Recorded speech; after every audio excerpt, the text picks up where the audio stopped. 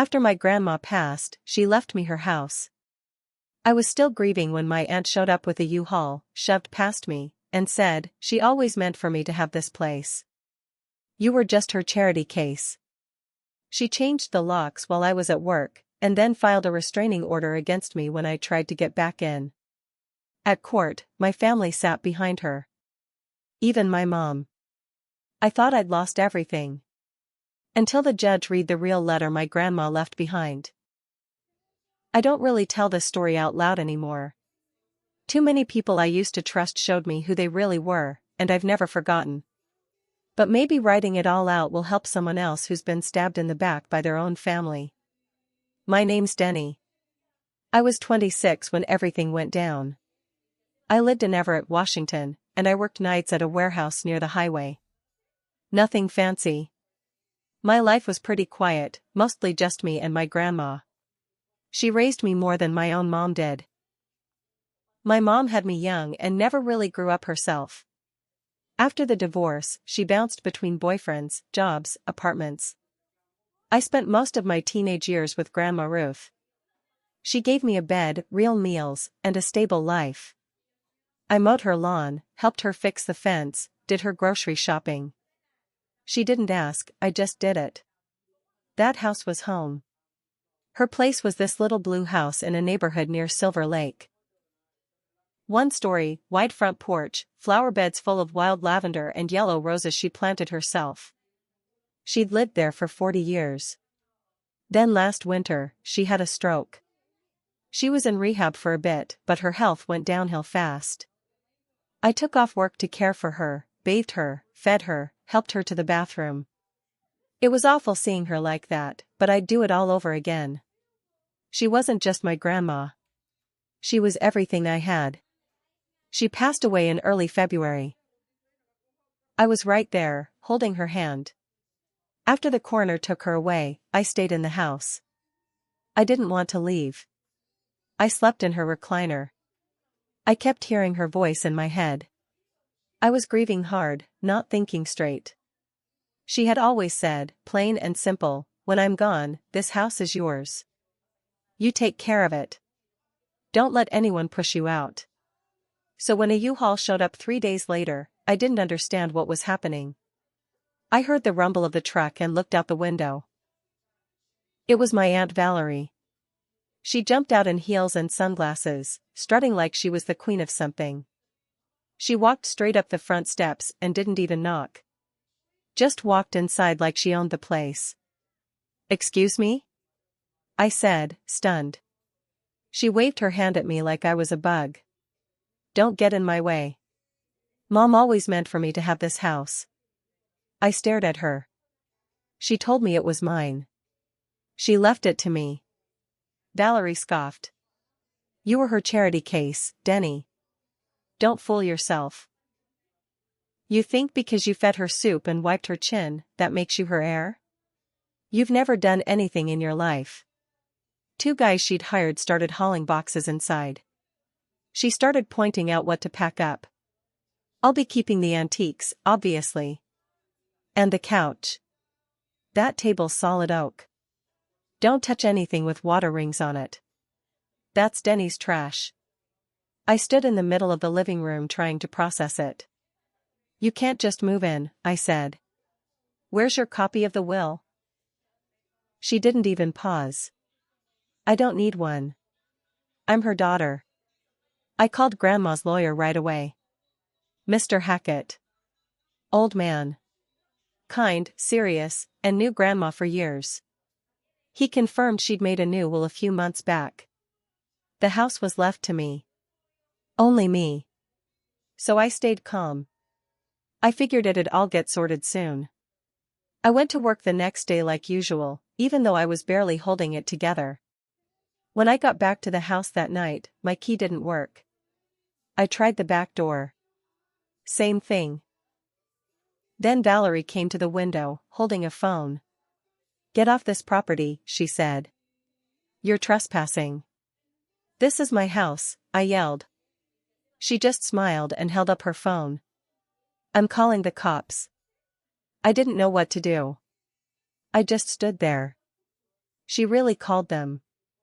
And when they showed up, she told them I was causing problems. She acted like I was some crazy drifter. They made me leave. 2 days later, a sheriff knocked on my door at my apartment. He handed me a restraining order. Valerie said I threatened her life. Said I was mentally unstable and trying to squat in her property. None of it was true. The court date was in 3 weeks. I tried to get in touch with my mom. She didn't answer. Then I saw her post on Facebook, so proud of my sister Valerie for taking care of business. Family first. I felt like I'd been punched in the chest. Every phone call I made, every text, I got silence.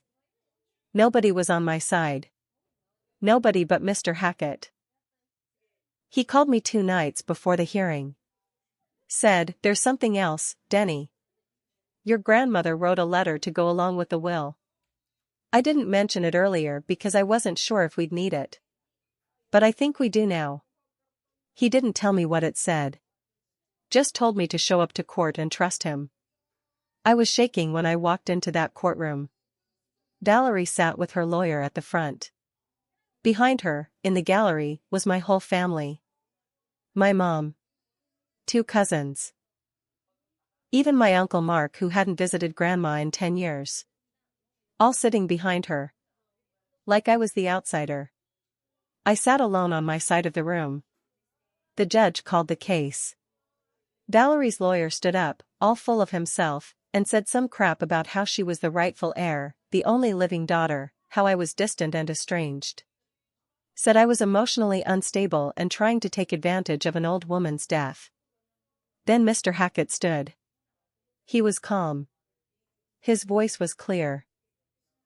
He handed over a folder. "Your Honor, the official will of Ruth Moore is here.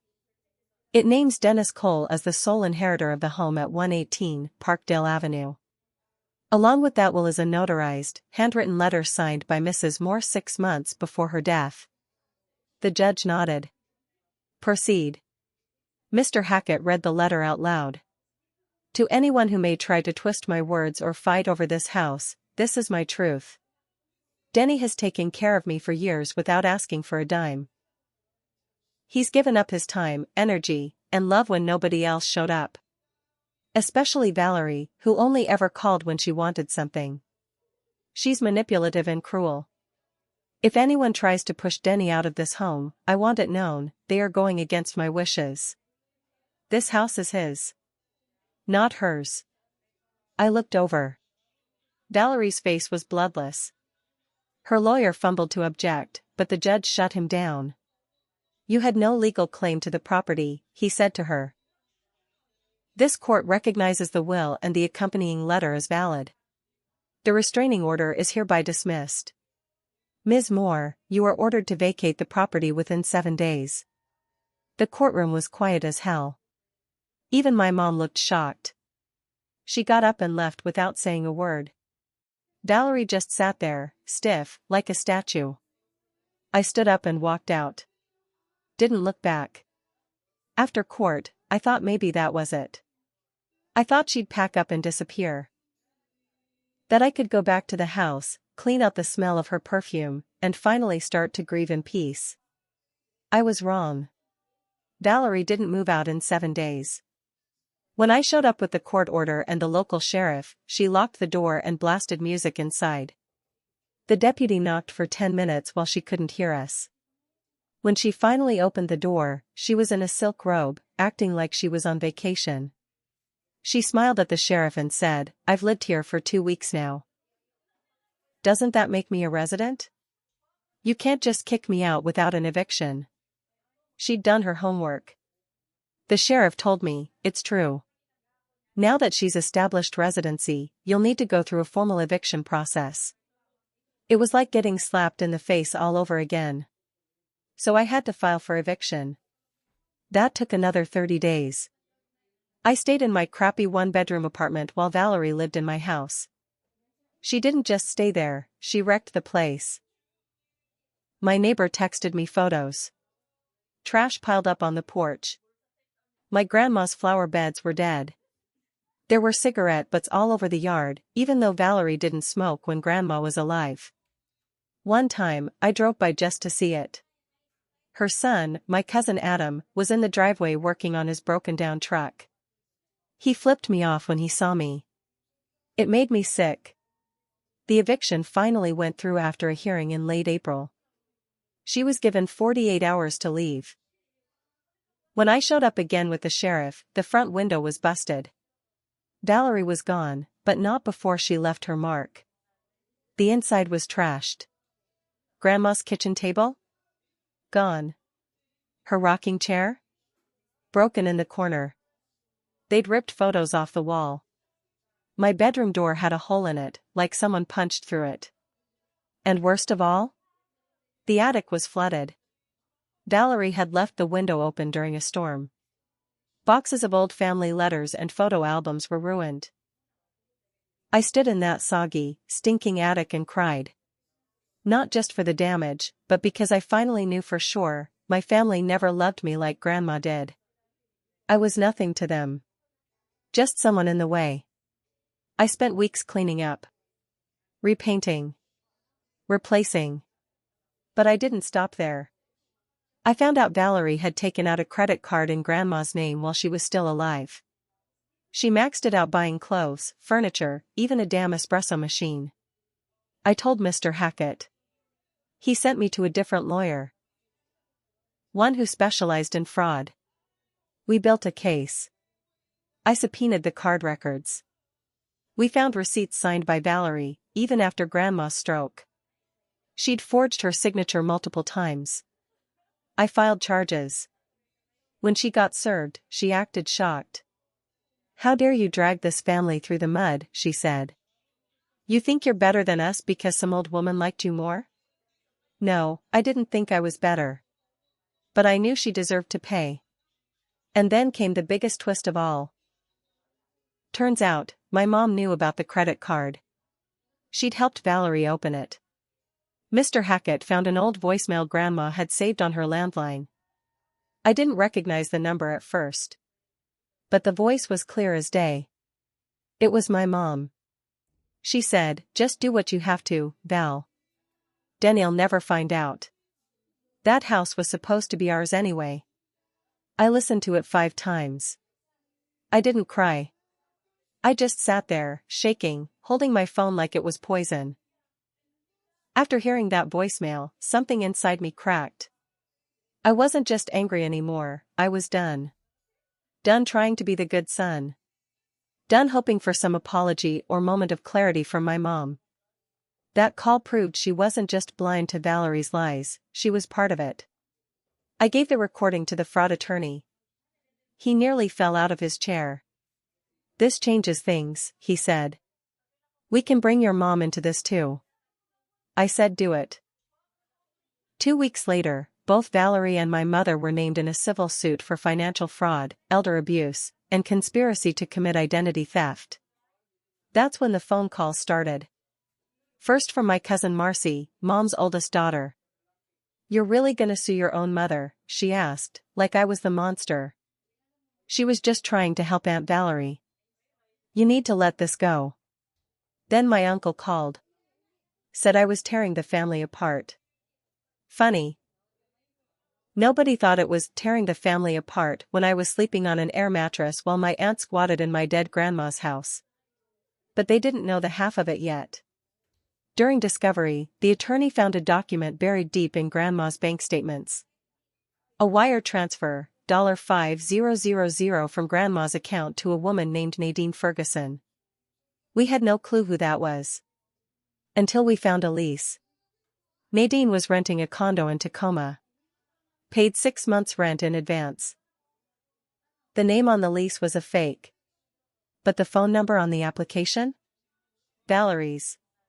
She had set up a whole fake identity to funnel money out of Grandma's account while she was in hospice. And she used some of that money to bribe a notary, one who had refused to sign Grandma's will months earlier because she said Ruth wasn't lucid enough at the time. That notary got paid off after the fact to keep quiet. We turned all of it over to the DA. Now it wasn't just a civil case. Now it was criminal. I wish I could tell you I felt victorious. Like I'd finally won. But instead, I felt hollow. Because the deeper we dug, the more I realized Grandma had spent her last months surrounded by liars and leeches. I'd been there, sure, but I hadn't protected her from all of it. I didn't know what was happening behind my back. And part of me hated myself for that. Then something else came in the mail. A letter.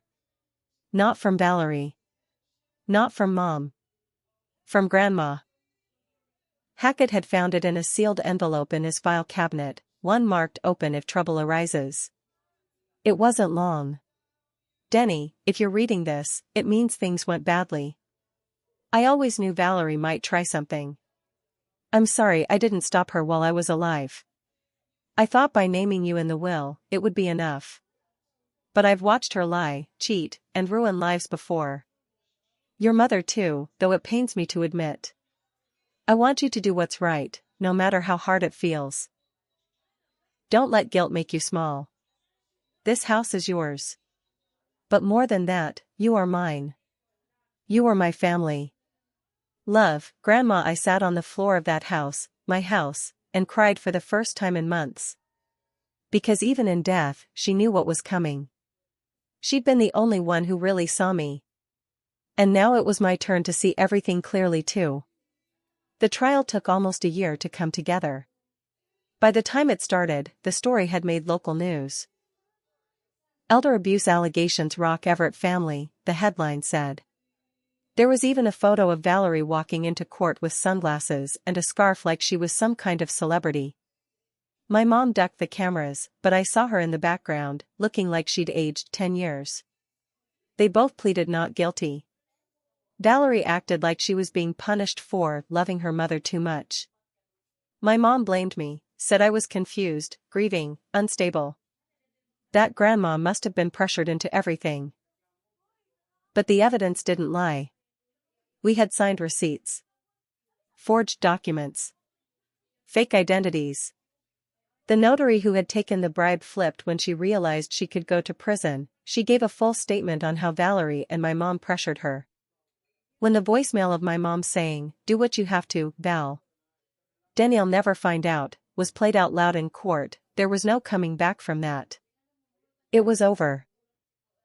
Valerie was sentenced to 5 years in prison for fraud, identity theft, and elder financial abuse. My mom got 18 months. Lighter sentence, but still real time. And I walked out of that courthouse for the last time with no one beside me. No family. No congratulations. Just a man in his 20s with a house full of memories and a family name I no longer wanted. But I wasn't innocent either. In the months after, I started pushing people away. Friends who asked too many questions. A girl I'd been seeing who said, "You need to forgive them eventually." I didn't want to forgive. I didn't feel like healing. I wanted them to hurt. And they did. But the hate didn't fix anything. A few weeks after sentencing, I got a letter from my mom. It was short. No apology. Just, "I hope one day you'll understand why I did what I did." I ripped it up and threw it in the trash. But that night, I dreamed about Grandma. She was sitting in her rocking chair, holding a mug of tea, smiling at me like she used to. She didn't say anything. She didn't have to. I spent the next year rebuilding the house. I kept the blue paint. Replanted the flower beds. Put her rocking chair back together myself, piece by piece. I didn't change the locks. I changed the name on the mailbox. And that was the last thing I did before I started to live again. Not as Charity Case Denny. Not as the broken grandson or betrayed nephew. Just as the man Grandma knew I could be. And that was enough.